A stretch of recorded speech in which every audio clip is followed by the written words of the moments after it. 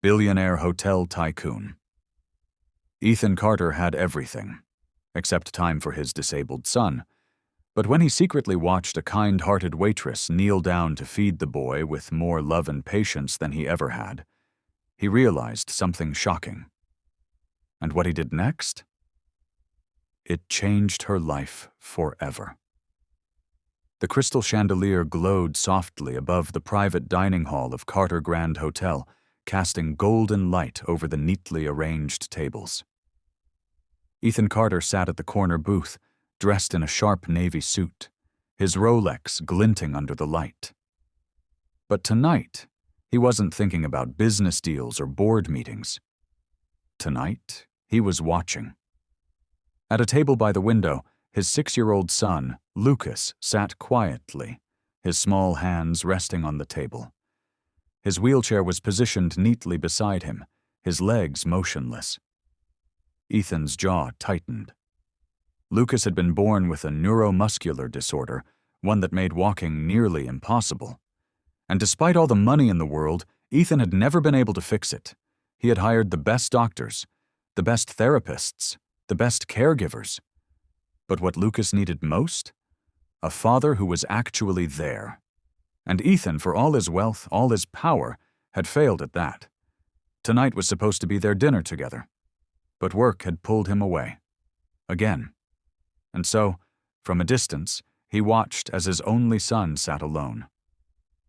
Until a waitress appeared beside Lucas, a soft smile on her face. Ethan narrowed his eyes. She wasn't like the other staff members, stiff, formal, rehearsed. There was something genuine about her. She knelt beside Lucas's wheelchair, speaking to him at eye level. Lucas hesitated before responding. He rarely spoke to strangers. But then, the waitress laughed. And for the first time that night, so did Lucas. Ethan's heart stopped. He watched, frozen, as she gently lifted Lucas's spoon, offering him a bite of his meal. Carefully, patiently. Lucas didn't pull away. He let her help him. He let her in. Something Ethan had never been able to do. His fingers curled into fists. Who is she? And why did it feel like, in just a few minutes, this waitress had done more for his son than he had in years? Ethan couldn't look away. This waitress, a complete stranger, was treating Lucas with a level of care, patience, and kindness that made something deep inside him twist. For years, he had hired the best caregivers, spent millions on therapists and specialists, but not one of them had ever made Lucas light up like this. Not one of them had knelt down to his level, spoken to him like he mattered, like he wasn't just a burden. Ethan's jaw tightened. The waitress laughed softly, gently wiping a tiny bit of food from Lucas's cheek. Lucas didn't flinch. Instead, he smiled. Ethan's heart clenched. Lucas had barely smiled since his mother passed. And yet here he was, trusting this woman. Opening up. Laughing. Ethan waved over the restaurant manager, keeping his eyes locked on the scene. Who is she? He asked, his voice sharp. The manager followed his gaze, then stiffened. Oh, her? He cleared his throat. That's Emily Foster, one of our waitresses. Been here about 6 months. Works double shifts. Keeps to herself mostly. Ethan's brow furrowed. Double shifts? The manager nodded. Yeah, heard she's saving up for something. Ethan's gaze darkened. Find out what... The manager hesitated. Sir? Ethan didn't repeat himself. He watched as Emily continued to help Lucas eat, talking to him like an old friend. Lucas was usually so guarded, so withdrawn.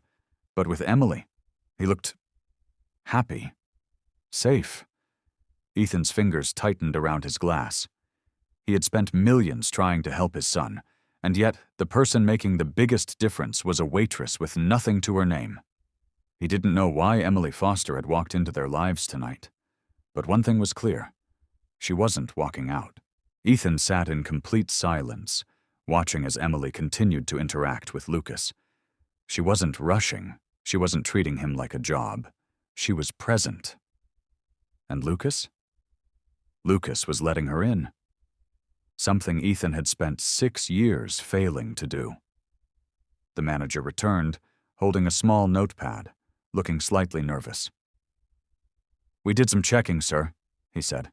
"Emily Foster is 24, no college degree, works double shifts almost every day." Ethan's brows furrowed. "Why?" The manager hesitated. "She's saving up for her little sister's medical bills." Ethan's grip on his glass tightened. "Little sister?" The manager nodded. "Her name is Lily. She's 8, sick for a while now, in and out of hospitals. Emily's been paying for everything." Ethan's chest tightened. So she wasn't just kind to Lucas. She was fighting her own battles, carrying burdens far too heavy for someone her age. And yet, despite everything, she still had enough kindness left to kneel beside a lonely little boy and make sure he didn't eat alone. Emily wiped her hands on a napkin, smiled at Lucas, and stood up. Ethan acted on instinct. "Call her over," he ordered. The manager's eyes widened. "Sir, you want me to—" Ethan didn't repeat himself. The manager hurried away. Across the room, Emily looked startled when the manager whispered something to her. She glanced toward Ethan's table, confused but cautious. Then slowly, she made her way over. When she reached him, she smiled politely. "Good evening, sir. Is everything all right?" Ethan studied her. Up close, he could see the faint exhaustion in her eyes, the weight of someone carrying far too much responsibility. And yet she was still standing. "Sit," Ethan said. Emily blinked. "Sir?" He gestured to the seat across from him. "Sit." She hesitated but obeyed, clearly unsure of what was happening. Ethan leaned forward, his voice calm but firm. "I saw what you did for my son," he said, "and I don't believe in coincidences." Emily's breath hitched. "From this moment on," Ethan continued, "your life is about to change." Emily's heart pounded, because something in his voice told her he wasn't lying. Emily's breath caught. "Your life is about to change." The words hung in the air, heavy and certain. She swallowed, gripping the edge of her apron. I don't understand, sir." Ethan leaned back, his sharp blue eyes studying her. "You work 2 jobs," he said. "Barely sleep. Spend every penny on your sister's medical bills." Emily's chest tightened.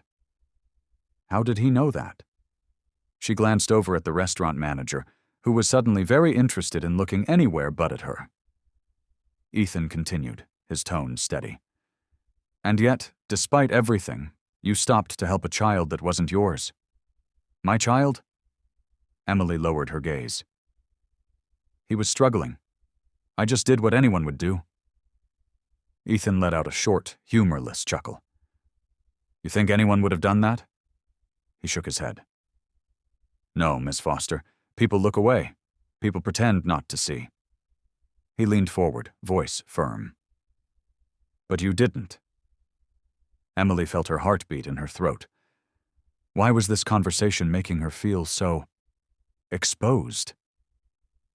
"Sir," she said carefully, "if you're upset that I stepped in—" "I'm not upset," Ethan interrupted. "I'm grateful." Emily's lips parted slightly, caught off guard. Ethan tapped his fingers against the table, then exhaled slowly. "Tell me about Lily." Emily froze. No one ever asked about Lily. Not customers, not her co-workers, not even the hospital, unless they were demanding payments. Her throat tightened. "She's my little sister. She's been sick for a while." Ethan nodded. "And the bills?" Emily clenched her jaw. They never stop coming. Silence. Then, Ethan made his decision. "I'm paying them." Emily's heart stopped. She stared at him. What?" Ethan didn't blink. "Every last one of them. Medical expenses, treatments, anything she needs. It's covered." Emily felt like the world had tilted. Her hands shook. "Sir, you can't just—" "I can," Ethan said simply. "And I will." Emily's eyes burned with unshed tears. "Why?" she whispered. Ethan's jaw tightened.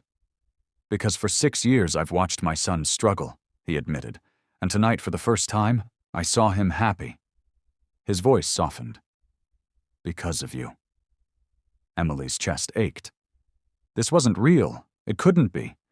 But then Ethan reached into his pocket, pulled out a black credit card, and slid it across the table. "Take it," he said. "Use it for Lily's treatment." Emily stared at the card like it might disappear. She had spent years fighting, struggling, carrying the weight of the world alone, and now a stranger was lifting it off her shoulders. Tears filled her eyes. I don't know how to thank you." Ethan studied her for a long moment. "Come work for me," he said. Emily blinked. "What?" "You clearly care about people," Ethan said, "and I need someone like that in my son's life." His gaze locked onto hers. "Be his caregiver, his companion, his teacher. Help him the way you did tonight." Emily's heart pounded. This was too much, too fast, too impossible. I don't know," she admitted. "I'm just a waitress." Ethan shook his head. "Not anymore." Emily's hands trembled. This wasn't just a job offer. It was a new life. And deep down she knew, if she said yes, nothing would ever be the same again. Emily's hands shook as she stared at the black credit card on the table. Her mind spun. Lily's hospital bills. Paid. A stable job. Offered. A billionaire, the most powerful man in the room, was looking at her, waiting for an answer that could change everything. She felt like she was dreaming. She swallowed hard. "I don't understand. You barely know me. Why would you trust me with your son?" Ethan studied her for a moment, then exhaled.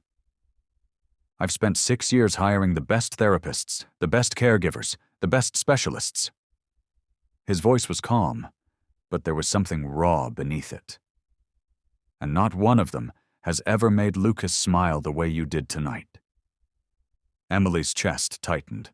She glanced toward Lucas, who was still at his table, playing with his napkin, a small, content smile on his face. It hit her then. This wasn't about money. Ethan Carter could afford anything. But what he couldn't buy? Someone who genuinely cared. Someone who saw Lucas not as a burden, but as a little boy who just wanted to be loved. Emily felt a lump in her throat. "You don't have to do this for me," she whispered. Ethan's gaze softened. "I'm not doing it for you." He looked toward Lucas. "I'm doing it for him." Silence stretched between them. Emily thought of all the sleepless nights, all the double shifts, all the times she sat beside Lily's hospital bed, wondering how much longer she could keep going before she broke. And now? A man she had met just an hour ago was offering to take that weight off her shoulders, to give her a job, a purpose, to change everything. Her breath hitched as she whispered, "Yes." Ethan nodded once, like he had expected nothing less. "Good," he said. "Then you start tomorrow." Emily let out a breath she hadn't realized she was holding. This was really happening. Lily's future was safe, and Emily's? It had just taken a turn she never saw coming. As she stood up to return to work, Lucas turned toward her, and for the first time, his small voice broke through the quiet. "Miss Emily?" Emily turned, startled. "Yes?" Lucas hesitated, then smiled. "Will you eat lunch with me tomorrow?" Emily's throat tightened. She glanced at Ethan, who watched silently, his expression unreadable. Then she looked back at Lucas and smiled softly. "Of course," she whispered. And at that moment, she knew. This wasn't just a job. This was exactly where she was meant to be.